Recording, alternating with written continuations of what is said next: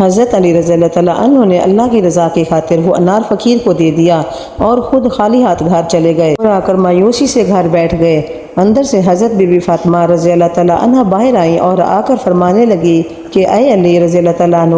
میں نے تو آپ سے ایک ہی انار کی فرمائش کی تھی، آپ رضی اللہ تعالیٰ عنہ نے تو 10 انار بھجوا دیے۔ حضرت علی رضی اللہ تعالیٰ عنہ بہت ہی خوش ہوئے اور آپ نے فرمایا کہ اے فاطمہ، یہ انار آپ کے لیے میں نے نہیں بھجوائے، یہ انار تو آپ رضی اللہ تعالیٰ عنہ کے لیے اللہ تبارک و تعالیٰ نے جنت سے بھجوائے ہیں۔ اس کے بعد حضرت علی رضی اللہ تعالیٰ عنہ نے حضرت بی بی فاطمہ رضی اللہ تعالیٰ عنہ کو سارا واقعہ بتایا۔ سورۃ البقرہ کی آیت نمبر 61 کا ترجمہ ہے، جو لوگ اپنا مال خدا کی راہ میں خرچ کرتے ہیں، ان کے مال کی مثال اس دانے کی سی ہے جس سے 7 بالیں اگیں اور ہر ایک بال میں 100 دانے ہوں، اور خدا جس کے مال کو چاہتا ہے زیادہ کرتا ہے، اور وہ بڑی کشائش والا سب کچھ جانے والا ہے۔ جو لوگ اللہ کی راہ میں خرچ کرتے ہیں